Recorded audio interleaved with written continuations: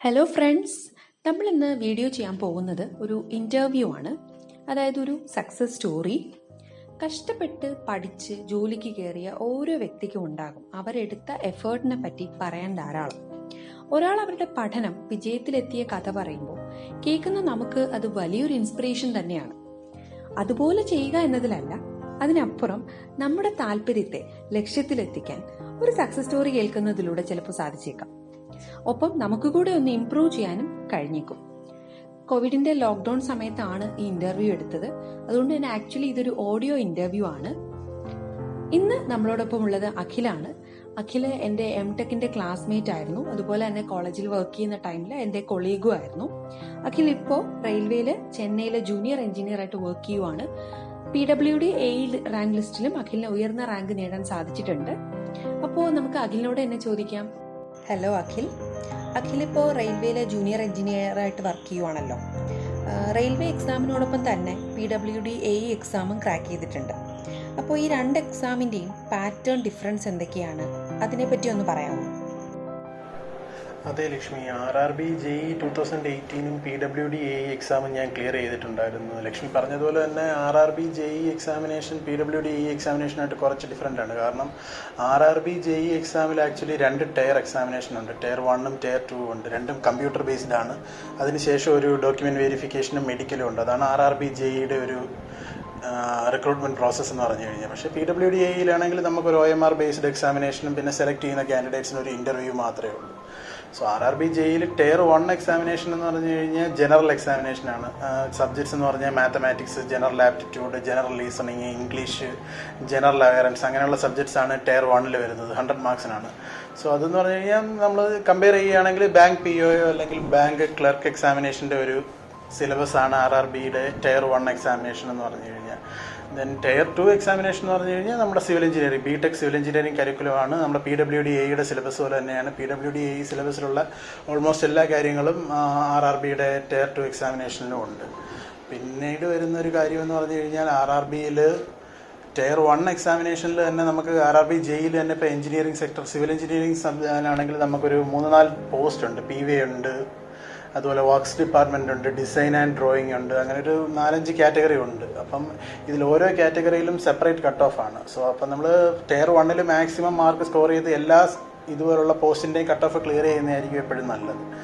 Tyre 2ൽ actually വരുന്നതെന്ന് പറയുന്നത് നമ്മൾ സിലബസ് കമ്പയർ ചെയ്യുകയാണെങ്കിൽ PWD AEയുടെ ഏകദേശം അതേ സിലബസ് തന്നെയാണ് RRB JEE ടയർ 2ൻ്റെ സിലബസ്. BTech കരിക്കുലം കംപ്ലീറ്റ് ആയിട്ട് കവർ ചെയ്യുന്നുണ്ട്. പിന്നെ ഒരു പ്രശ്നം എന്ന് പറഞ്ഞു കഴിഞ്ഞാൽ RRB JEE എക്സാമിനേഷൻ എന്ന് പറഞ്ഞു കഴിഞ്ഞാൽ പല പല സ്ലോട്ടിലായിട്ടാണ് നടക്കുന്നത്. PWD എക്സാമിനേഷൻ ഒരു ഒറ്റ സ്ലോട്ടിലായിട്ടാണല്ലോ എല്ലാ കാൻഡിഡേറ്റ്സും എഴുതുന്നത്. മോർണിംഗിൽ ഇപ്പം ഒരു 1 hour 15 minutesലായിരിക്കും. എല്ലാവർക്കും അതേ ടൈമിൽ തന്നെ ആയിരിക്കും എക്സാമിനേഷൻ. പക്ഷേ RRBയുടെ എക്സാമിനേഷൻ ടയർ 2 എന്ന് പറഞ്ഞു കഴിഞ്ഞാൽ കാൻഡിഡേറ്റ്സ് കൂടുതലുണ്ടായതുകൊണ്ട് അവർ ഡിഫറെൻറ്റ് സ്ലോട്ട്സിലായിട്ടാണ് നടത്തുന്നത്. അപ്പോൾ ഓരോ സ്ലോട്ടിലെയും ക്വസ്റ്റ്യൻ പാറ്റേൺ കുറച്ച് ഡിഫറൻറ്റ് ആയിരിക്കും. അതുകൊണ്ട് തന്നെ ഒരു നോർമലൈസേഷൻ ബേസ്ഡ് ആയിട്ടാണ് ടയർ 2ൻ്റെ റിസൾട്ട് അവർ പബ്ലിഷ് ചെയ്യുന്നത്. സോ ടയർ 2ൽ അങ്ങനെ ഏത് സബ്ജക്റ്റിനാണ് കൂടുതൽ പ്രിഫറൻസ് എന്ന് ചോദിച്ചു കഴിഞ്ഞാൽ സ്ലോട്ട് മാറുന്നതിനനുസരിച്ച് ചിലപ്പോൾ അതിനുള്ള സബ്ജക്ട്സിനുള്ള വെയിറ്റേജ് മാറിക്കൊണ്ടിരിക്കും. എന്നാലും ഒരു ട്രാൻസ്പോർട്ടേഷൻ ബേസ്ഡ് സബ്ജക്ട്സിന് കുറച്ചും കൂടി ഇമ്പോർട്ടൻസ് ഉണ്ടെന്നാണ് എനിക്ക് തോന്നുന്നത്. Basically railway, highway, harbour engineering, airport, ഇതിൽ നിന്നെല്ലാം ക്വസ്റ്റ്യൻസ് ഉണ്ടാകാനുള്ള സാധ്യതയുണ്ട്. ദെൻ ബാക്കിയുള്ള സബ്ജക്ട്സിൽ ഡിസൈൻ ഇമ്പോർട്ടൻ്റ് ആണ്, സ്ട്രക്ചറൽ സബ്ജക്ട്സ് ഇമ്പോർട്ടൻ്റ് ആണ്, GT ഇമ്പോർട്ടൻ്റ് ആണ്, എൻവയോൺമെൻറ്റൽ ഇമ്പോർട്ടൻ്റ് ആണ്. എൻവയോൺമെൻറ്റിൽ നിന്ന് കുറച്ച് ക്വസ്റ്റ്യൻസ് അധികം ഉണ്ടാകാൻ സാധ്യതയുണ്ട്. സോ അങ്ങനെയുള്ള സബ്ജക്ട്സൊക്കെയാണ് കൂടുതൽ ഇമ്പോർട്ടൻസ് വരുന്നത്. സർവേയിങ് ഇമ്പോർട്ടൻ്റ് ആണ്. സോ പക്ഷേ നമ്മൾ കേരള PSCയിൽ നമ്മളൊരു AE എക്സാമിനേഷൻ നോക്കുകയാണെങ്കിൽ എല്ലാ സബ്ജക്ട്സിനും ഒരു ഏകദേശം സെയിം വെയിറ്റേജ് ആയിട്ടാണ് തോന്നുന്നത്. 100 മാർക്സിൻ്റെ എക്സാമിനേഷനാണ്. യൂഷ്വലി നമ്മൾ 10 മാർക്സ് വെച്ചിട്ട് ഡിവൈഡ് ചെയ്ത് പോകുന്ന പോലെയാണ് നമുക്ക് ഫീൽ ചെയ്യുന്നത്. ഇപ്പോൾ FM നമ്മൾ കൺസിഡർ ചെയ്യുകയാണെങ്കിൽ ഫ്ലൂയിഡ് മെക്കാനിക്സിൽ നിന്ന് ഒരു 10 ക്വസ്റ്റ്യൻസ് കാണും, GTയിൽ നിന്നൊരു 10 ക്വസ്റ്റ്യൻസ് കാണും. സോ എല്ലാ സബ്ജക്ട്സിനും ഒരു കൂടുതൽ വെയിറ്റേജ് ഉള്ളതുപോലെയാണ് നമുക്കെപ്പോഴും PWDയുടെ കേസിൽ നമ്മളൊരു അസിസ്റ്റന്റ് എഞ്ചിനീയർ എക്സാമിനേഷൻ എഴുതുകയാണെങ്കിൽ തോന്നുന്നു. അഖില, ഞാൻ ചോദിക്കട്ടെ. ഇപ്പോൾ ഒരുപാട് പേര് ഒരു ജോലിക്ക് വേണ്ടിയിട്ട് പഠിക്കുന്നുണ്ട്. ഓക്കെ, വളരെ ഹാർഡ് വർക്ക് ചെയ്യുന്നുണ്ട്. അതിൽ വളരെ കുറച്ച് പേർക്ക് മാത്രമേ ജോലി കിട്ടുന്നുള്ളൂ, അതായത് സക്സസ്സിലോട്ട് എത്തുന്നുള്ളൂ. ഈ സക്സസ്സിലോട്ട് എത്താനായിട്ട്, വിജയങ്ങളിലേക്ക് എത്താൻ എന്തെങ്കിലും ഷോർട്ട് കട്ട്സ് ഉണ്ടോ? അങ്ങനെ എന്തെങ്കിലും ഒപ്പീനിയൻ, അഖിലിന്റെ ഒപ്പീനിയൻ എന്താണ് അതിനെക്കുറിച്ച്? സക്സസ്സിലേക്ക് ഷോർട്ട് കട്ട്സ് ഒന്നുമില്ല. ലൈഫിൽ നമ്മൾ സക്സസ്ഫുൾ ആവണമെങ്കിൽ നമ്മൾ ഹാർഡ് വർക്ക് ചെയ്തേ പറ്റുള്ളൂ. അതുപോലെ തന്നെ നമ്മൾ സിൻസിയറും ആയിരിക്കണം. പിന്നെ നമ്മൾ ലൈഫിൽ സക്സസ്ഫുൾ കൊണ്ട് ഉദ്ദേശിക്കുന്നത് എന്തെങ്കിലും ഒരു ഗോൾ അച്ചീവ് ചെയ്യുകയോ അല്ലെങ്കിൽ നമ്മളുടെ എന്തെങ്കിലും ഒരു ഡ്രീമിനെ റിയാലിറ്റിയാക്കി മാറ്റുകയാണല്ലോ. സോ അങ്ങനെയുള്ള കാര്യങ്ങൾ സംഭവിക്കണമെങ്കിൽ ഒരിക്കലും ഷോർട്ട് കട്ട്സിലൂടെ സാധിക്കില്ല. അതിനെപ്പോഴും നമ്മൾ വർക്ക് ചെയ്താൽ മാത്രമേ പറ്റുള്ളൂ. പിന്നെ ഷോർട്ട് കട്ട്സ് ഒന്നും ഇല്ല എന്ന് നമ്മൾ പറയുന്നുണ്ടെങ്കിലും ലക്ക് എന്ന് പറയുന്നത് ഒരു ചെറിയ ഫാക്ടറാണ്. പക്ഷേ നമ്മൾ ലക്ക് എന്ന് ഉദ്ദേശിക്കുന്നത് എപ്പോഴും എന്തായിരിക്കും, നമ്മൾ ആ ഒരു പർട്ടിക്കുലർ കാര്യം ചെയ്യാൻ ഉപയോഗിക്കുന്ന എഫേർട്ടിന് എന്തായിരിക്കും റിലേറ്റ് ചെയ്തിരിക്കും. നമ്മൾ ഒരുപാട് എഫേർട്ട് എടുത്തിട്ടാണ് ഒരു വർക്ക് ചെയ്യാൻ നോക്കുന്നതെങ്കിൽ നമുക്ക് ഉള്ള ലക്കും എന്തായിരിക്കും, കുറച്ച് കൂടുതലായിരിക്കും. അഖില് വർക്കിംഗ് അല്ലായിരുന്നു? അപ്പോൾ നമ്മളിപ്പോൾ എക്സാമിൻ്റെ ഒക്കെ ടൈമിൽ അഖില് വർക്കിംഗ് ആയിരുന്നില്ലേ? അപ്പോൾ ഈ വർക്കിംഗ് ടൈമിൽ എങ്ങനെയാണ് പഠിക്കാൻ ടൈം കണ്ടെത്തിയത്? പഠിക്കാൻ എടുത്ത സമയം എത്ര ടൈം വരെയൊക്കെ ദിവസം സ്പെൻഡ് ചെയ്യുന്നുണ്ടായിരുന്നു പഠിക്കാനായിട്ട്? അതുപോലെ എങ്ങനെ ഏത് സ്ട്രാറ്റജി യൂസ് ചെയ്തിട്ടാണ് പഠിച്ചത് എന്നുള്ളത് കൂടെ ഒന്ന് ഷെയർ ചെയ്യാമോ? അതുപോലെ ചോദിക്കട്ടെ, ഇപ്പോൾ അത് എല്ലാവരുടെയും ഒരു ഡൗട്ടാണ്, ഈ വർക്കിംഗ് ടൈമിൽ എങ്ങനെ നമ്മൾ പഠിത്തം മാനേജ് ചെയ്തു പോകുന്നു എന്നുള്ളത്. എക്സാംസിന് അപ്പിയർ ചെയ്യുന്ന ടൈമിൽ ഞാൻ വർക്ക് ചെയ്യുമായിരുന്നു. ഞാൻ ഗവൺമെൻറ് എഞ്ചിനീയറിംഗ് കോളേജ് ബാർട്ടൺ ഹില്ലിൽ ഗസ്റ്റ് ലെക്ചറായിട്ട് വർക്ക് ചെയ്യാണ്. സോ കുട്ടികളെ പഠിപ്പിക്കാനായിട്ട് വേണ്ടിയുള്ള പ്രിപ്പറേഷൻസ് ആക്ച്വലി ഈ കോമ്പറ്റേറ്റീവ് എക്സാമിനേഷൻസിന് വേണ്ടിയുള്ള പ്രിപ്പറേഷൻ ഒരു മുതൽക്കൂട്ടായിട്ടുണ്ട്. പിന്നെ വർക്ക് ചെയ്യുന്നത് സമയത്ത് നമ്മൾ ടൈം എങ്ങനെ മാനേജ് ചെയ്യും എന്നുള്ളത് ഒരു പ്രശ്നമാണ്. കാരണം ഇപ്പോൾ നമ്മൾ വർക്ക് ചെയ്യുക എന്ന് പറയുന്നത് ഒന്നെങ്കിൽ നമ്മളൊരു ഗവൺമെൻറ് അല്ലെങ്കിൽ ഒരു പബ്ലിക് സെക്ടറിൽ ഒരു കോൺട്രാക്ട് ബേസിസിലോ അല്ലെങ്കിൽ ഒരു ട്രെയിനി ആയിട്ടായിരിക്കും വർക്ക് ചെയ്യുന്നത്, അല്ലെങ്കിൽ ഒരു പ്രൈവറ്റ് കമ്പനിയിൽ സൈറ്റ് എഞ്ചിനീയർ ആയിട്ടോ അല്ലെങ്കിൽ അങ്ങനെ എന്തെങ്കിലും ജോലിയിലായിരിക്കും ഇരിക്കുന്നത്. സോ ഗവൺമെൻറ് ഫേംസിലാണ് നമ്മൾ വർക്ക് ചെയ്യുന്നതെങ്കിൽ ഒരു 5 o'clock നമ്മളുടെ വർക്ക് എന്തായാലും ഓവറാകും. സോ അങ്ങനെയുള്ളവർക്ക് ഒരു ദിവസം ഒരു 2 മണിക്കൂർ എന്തായാലും ഇതുപോലുള്ള എക്സാംസിന് വേണ്ടി പ്രിപ്പയർ ചെയ്യാൻ കിട്ടുമെന്നാണ് ഞാൻ വിശ്വസിക്കുന്നത്. മറിച്ച് പ്രൈവറ്റ് സെക്ടറിൽ വർക്ക് ചെയ്യുന്നവരാണെങ്കിൽ അവർക്ക് കുറച്ചും കൂടി വർക്ക് പ്രഷർ കാണും.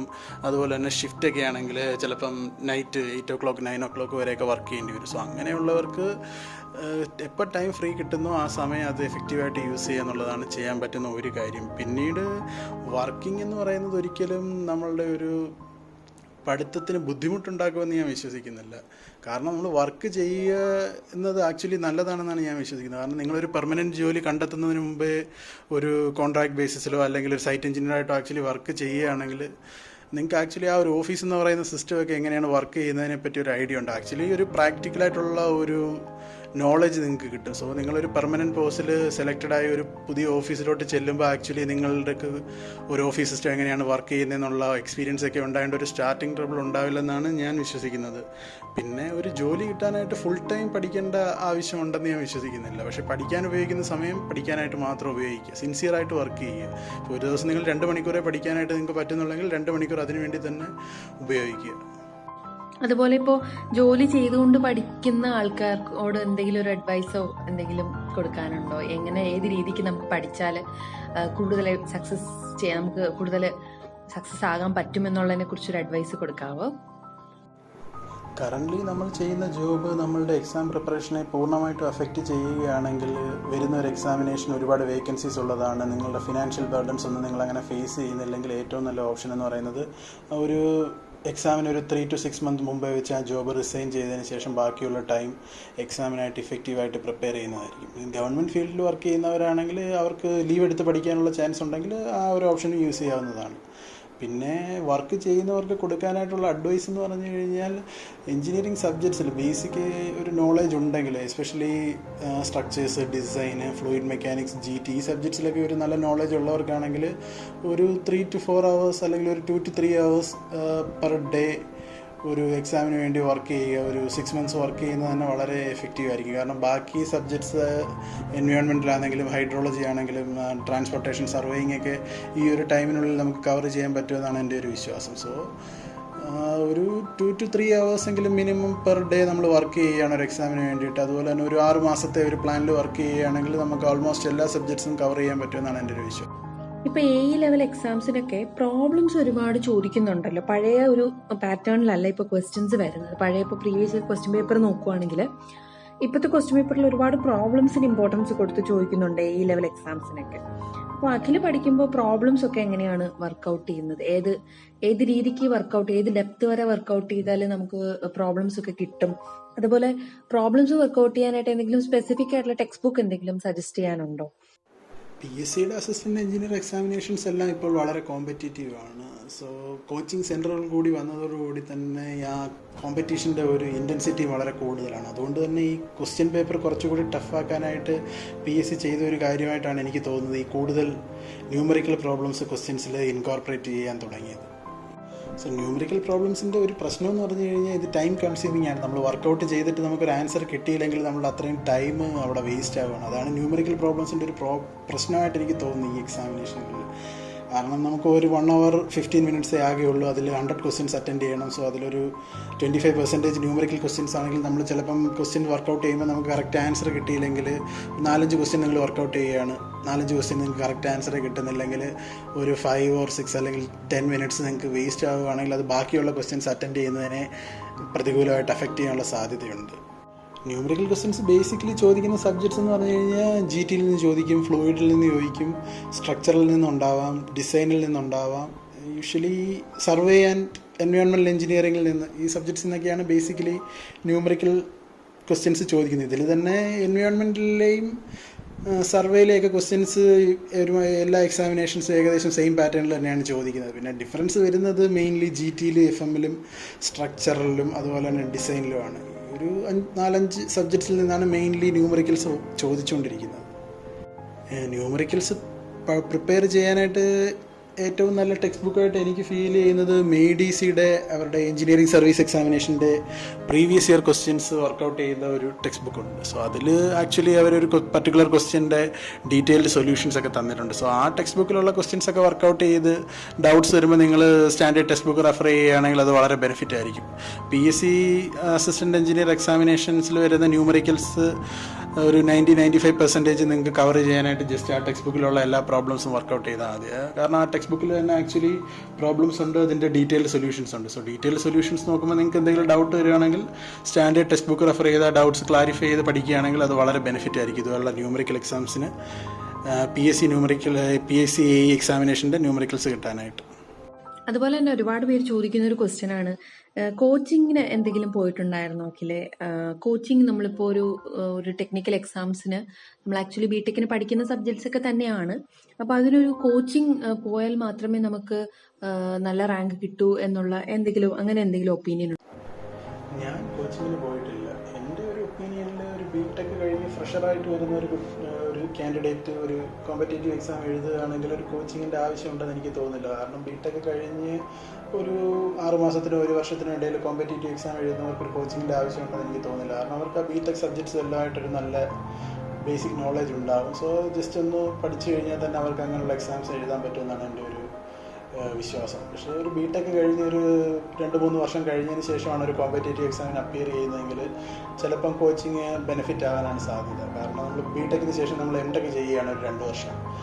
MTech ചെയ്യുമ്പോൾ നമ്മൾ ആ ഒരു സ്പെഷ്യലൈസ് ചെയ്യുന്ന സബ്ജക്റ്റിലായിരിക്കും കൂടുതൽ ഇൻവോൾവ്മെൻറ്റ്. സോ MTechൻ്റെ ഒരു കേസ് വെച്ച് നോക്കുകയാണെങ്കിൽ പ്രോജക്റ്റ് ഉണ്ട്, സെമിനാർ ഉണ്ട്. സോ അങ്ങനെയുള്ള കേസുകൾ വരുമ്പോൾ ചിലപ്പോൾ ആ ഒരു MTechൻ്റെ പ്രഷർ കാരണം ചിലപ്പോൾ നമുക്ക് സിവിൽ എഞ്ചിനീയറിംഗ് സബ്ജക്ട്സ് ബാക്കിയുള്ള സിവിൽ എഞ്ചിനീയറിംഗ് സബ്ജക്ട്സിലൊന്നും കോൺസെൻട്രേറ്റ് ചെയ്യാൻ പറ്റിയെന്ന് വരില്ല. സോ അങ്ങനെയുള്ള കേസിൽ കോച്ചിങ്ങിന് പോകുന്നത് നല്ലതാണ്. അല്ല MTech ചെയ്യുന്നതിനിടയിലുള്ള ഫ്രീ ടൈംസിൽ നമുക്ക് സബ്ജക്ട്സ് കവർ ചെയ്യാൻ പറ്റുന്നുണ്ടെങ്കിൽ ബാക്കിയുള്ള സബ്ജക്ട്സും കവർ ചെയ്യാൻ പറ്റുന്നുണ്ടെങ്കിൽ ഇങ്ങനെയുള്ള എക്സാംസിന് ആ ഒരു കേസിലും കോച്ചിങ്ങിന് ആവശ്യമുണ്ടെന്ന് എനിക്ക് തോന്നുന്നില്ല. പിന്നെ കോച്ചിങ്ങിൻ്റെ ഒരു ബെനിഫിറ്റായിട്ട് തോന്നുന്നത് എന്താണെന്ന് വെച്ച് കഴിഞ്ഞാൽ അവരൊരു ഓർഗനൈസ്ഡ് ആയിരിക്കും. കോച്ചിങ് എന്ന് പറഞ്ഞു കഴിഞ്ഞാൽ ട്രെയിനിങ് എന്ന് പറഞ്ഞു കഴിഞ്ഞാൽ ഒരു ഓർഗനൈസ്ഡ് ആയിരിക്കും. നിങ്ങൾക്ക് സിവിൽ എഞ്ചിനീയറിംഗ് സബ്ജക്ട്സിൻ്റെ ക്ലാസ്സുകൾ ഒരു തവണ കൂടി അറ്റൻഡ് ചെയ്യാൻ പറ്റും കോച്ചിങ് സെൻറ്ററുകളിൽ.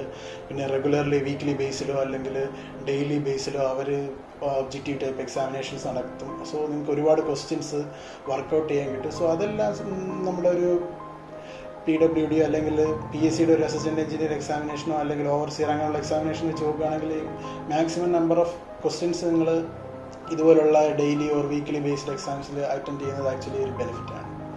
പിന്നീട് നമ്മളൊരു കാര്യം പറയുന്നതെന്ന് പറഞ്ഞു കഴിഞ്ഞാൽ ഇപ്പം കോച്ചിങ്ങിന് പോയാൽ മാത്രമേ ഒരു ജോലി കിട്ടൂ എന്ന് എന്നോട് ചോദിക്കുകയാണെങ്കിൽ അതിന് കോച്ചിങ്ങിന് പോയാൽ മാത്രം നിങ്ങൾക്കൊരു ജോലി കിട്ടുമെന്ന് പറയാൻ പറ്റില്ല. കോച്ചിങ്ങിന് പോയില്ലെങ്കിൽ നിങ്ങൾ വർക്ക് ചെയ്യുകയാണെങ്കിൽ നിങ്ങൾക്ക് ജോലി കിട്ടാം. കോച്ചിങ്ങിന് പോയതിന് ശേഷം നിങ്ങൾ വർക്ക് ചെയ്യുന്നില്ലെങ്കിൽ നിങ്ങൾക്ക് ജോലി കിട്ടാതെ ഇരിക്കാം.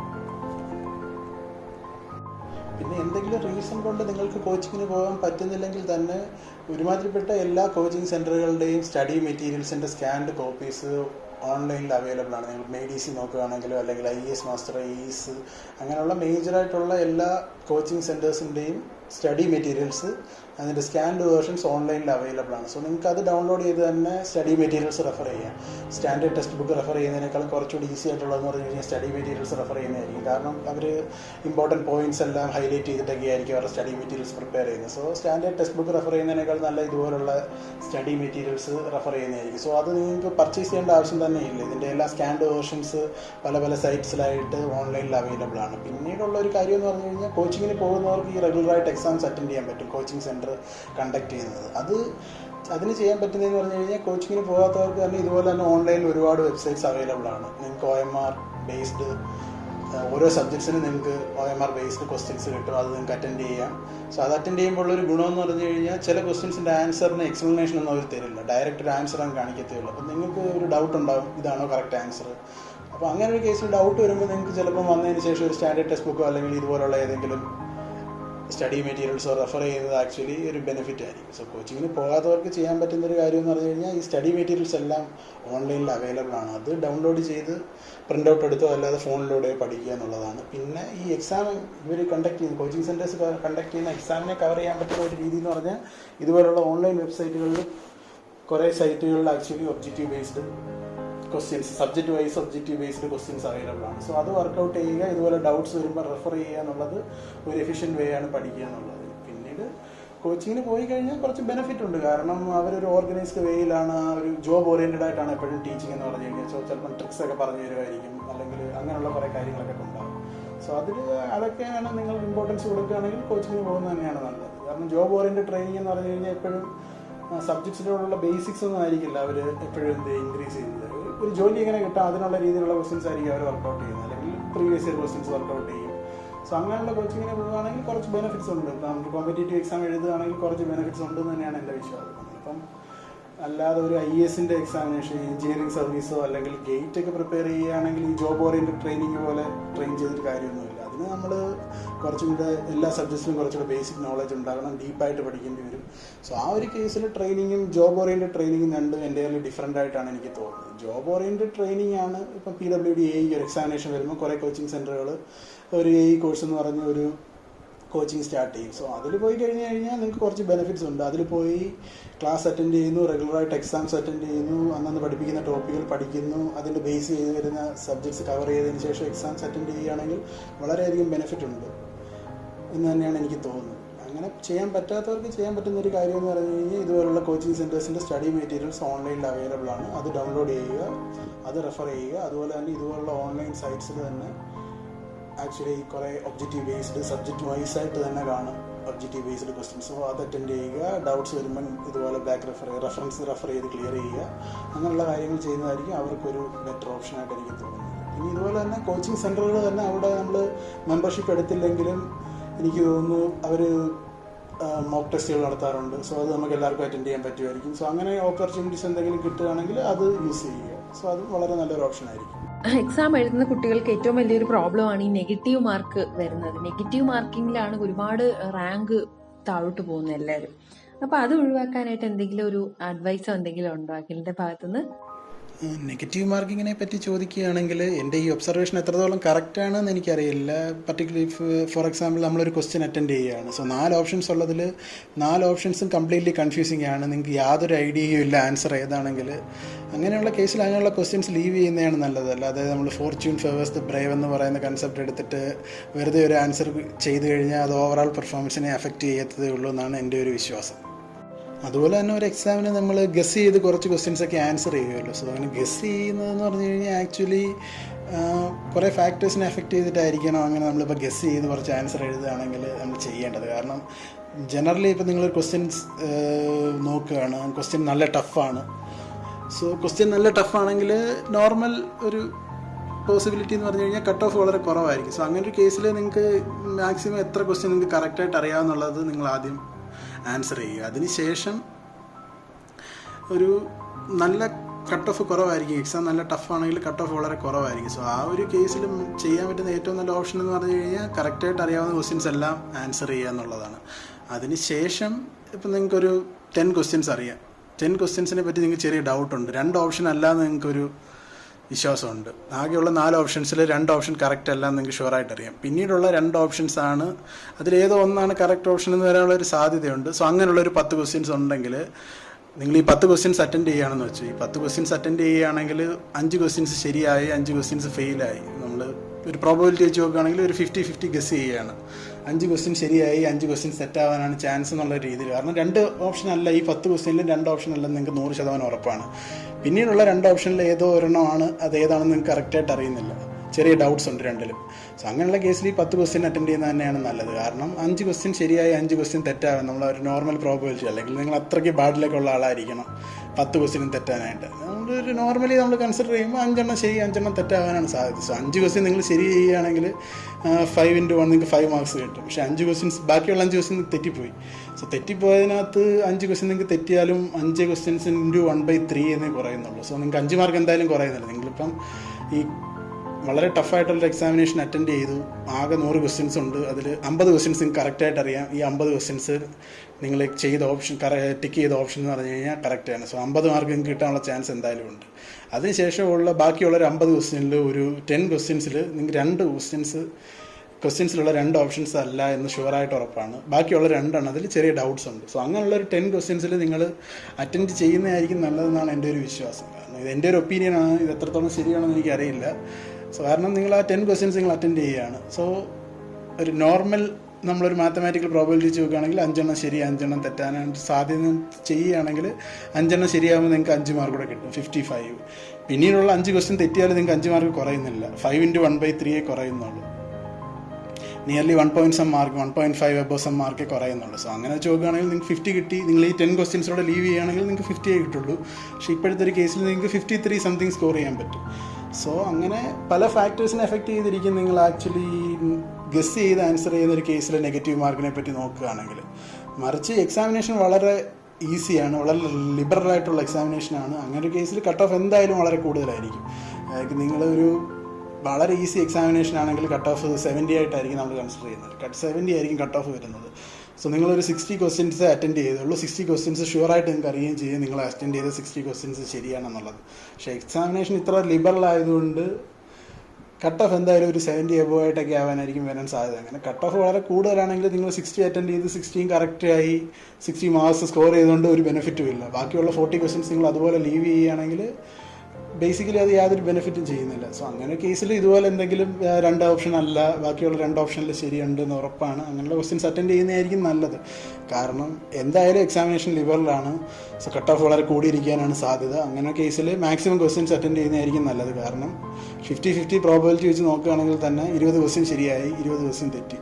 സോ 20 ക്വസ്റ്റ്യൻ ശരിയാകുമ്പോൾ തന്നെ നിങ്ങളുടെ മാർക്ക് ഈ 60 + 20 80 പോകും. പിന്നെയുള്ള 20x1/3 എടുത്താലും 6 പോയിന്റ് സംതിങ്ങേ വരുന്നുള്ളൂ. സോ നെറ്റ് നോക്കുകയാണെങ്കിൽ തന്നെ നിങ്ങൾക്ക് 20 - ഒരു 7 മാർക്സ് കൂട്ടിക്കും, 13 മാർക്സ് കൂടെ എക്സ്ട്രാ കിട്ടുകയാണ്. സോ 60 എന്നുള്ളത് 73 ആവാനുള്ള സാധ്യതയുണ്ട്. സോ അങ്ങനെയൊക്കെയുള്ള കേസിൽ പല പല ഫാക്ടേഴ്സിനെ എഫക്റ്റ് ചെയ്തിട്ടിരിക്കും ഈ ഗസ് ചെയ്ത് ആൻസർ ചെയ്യുന്നതും നെഗറ്റീവ് മാർക്കിങ്ങും ഒക്കെ. ബേസിക്കലി എൻ്റെ ഒരു അഭിപ്രായത്തിൽ പറയുകയാണെങ്കിൽ നിങ്ങൾ പല ഫാക്ടേഴ്സിനെ കൺസിഡർ ചെയ്തിട്ട് വേണം ഗസ് ചെയ്ത് ആൻസർ ചെയ്യുന്നത്. എക്സാം വളരെ ടഫാണ്.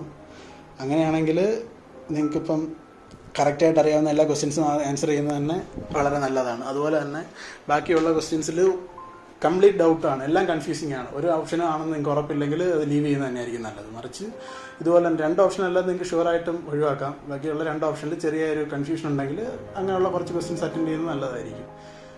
അതുപോലെ തന്നെ എക്സാം വളരെ ഈസിയാണ്, കട്ട് ഓഫ് വളരെ കൂടുതലായിരിക്കും എന്നാണ് എക്സാം എഴുതുമ്പോൾ തന്നെ നിങ്ങൾക്ക് തോന്നുകയാണെങ്കിൽ പിന്നീട് നിങ്ങൾ മാക്സിമം 50 ക്വസ്റ്റ്യൻ നിങ്ങൾക്ക് അറിയാവൂ, 50 ക്വസ്റ്റ്യനെ അറ്റൻഡ് ചെയ്യുള്ളൂ, 50 ശരിയായെന്ന് പറഞ്ഞിട്ട് പിന്നെ അതിൽ നമുക്ക് ബെനിഫിറ്റ് ഒന്നുമില്ല. കാരണം 50 മാർക്ക് കിട്ടിയിട്ട് കാര്യമില്ല, കട്ട് ഓഫ് എന്തായാലും 70 ആയിരിക്കും. സോ അങ്ങനെ കേസിൽ ബാക്കിയുള്ള ക്വസ്റ്റ്യൻസിൽ ഇതുപോലുള്ള 2 ഓപ്ഷൻസിൽ ചെറിയ ഡൗട്ട് ഉണ്ട്, അങ്ങനെയൊക്കെ വരുന്ന കേസിൽ അറ്റൻഡ് ചെയ്യുന്നത് തന്നെ ആയിരിക്കും നല്ലത്. സോ നെഗറ്റീവ് മാർക്കിങ് നമ്മൾ വളരെ ടാക്റ്റിക്കലൊക്കെ ആയിട്ട് വേണം അപ്രോച്ച് ചെയ്യാൻ. വേക്കൻസി വളരെ കുറവാണ്, 2 വേക്കൻസിയുള്ള ആകെ 3 വർഷത്തിലെ റാങ്ക് ലിസ്റ്റിൻ്റെ വാലിഡിറ്റിയിലും ചെറിയ ഡിപ്പാർട്ട്മെൻ്റ് ആയതുകൊണ്ട് മാക്സിമം 10-20 വേക്കൻസിയൊക്കെ വരുള്ളൂ. അങ്ങനെയൊക്കെയുള്ള കേസ് ഇങ്ങനെ പല പല ഫാക്ടേഴ്സിനെ എഫക്റ്റ് ചെയ്തിരിക്കും നമ്മൾ ഈ ഗസ് ചെയ്ത് ആൻസർ ചെയ്യുന്നത്. എപ്പോഴും അങ്ങനെയുള്ള ഫാക്ടേഴ്സോടൊക്കെ കൺസിഡർ ചെയ്തിട്ട് വേണം നമ്മളൊരു എക്സാമിനേഷന് ഗസ് ചെയ്ത് ആൻസർ ചെയ്യാനായിട്ട്. വേക്കൻസി ഒരുപാടുണ്ട്. അങ്ങനെയുള്ളൊരു കേസിലാണെങ്കിൽ വെറുതെ ഉള്ള ക്വസ്റ്റ്യൻസ് എല്ലാം നിങ്ങൾക്ക് ഒന്നും അറിയില്ല, 20-50 ക്വസ്റ്റ്യൻ അറിയാം, ബാക്കി 50 ക്വസ്റ്റ്യനും അറിയില്ല. 50 ക്വസ്റ്റ്യൻ അറിയാത്തതും കൂടെ നിങ്ങൾ 4 ഓപ്ഷനും അറിയാത്ത കേസാണ് ഈ 50 ക്വസ്റ്റ്യനിൽ. അങ്ങനെ 4 ഓപ്ഷനും കൺഫ്യൂസിങ് ആയിട്ടുള്ളതിൽ നിങ്ങൾ വെറുതെ ഗസ് ചെയ്ത് 50 ക്വസ്റ്റിനോട് ആൻസർ ചെയ്ത് നിങ്ങളുള്ള ചാൻസോടെ കളയുന്ന പോലെ ആയിരിക്കും. അങ്ങനെയുള്ള ഫാക്ടേഴ്സ് എല്ലാം കൺസിഡർ ചെയ്ത് നോക്കുക. അതിനുശേഷം ഗസ് ചെയ്ത് കുറച്ച് ആൻസർ ചെയ്യാം.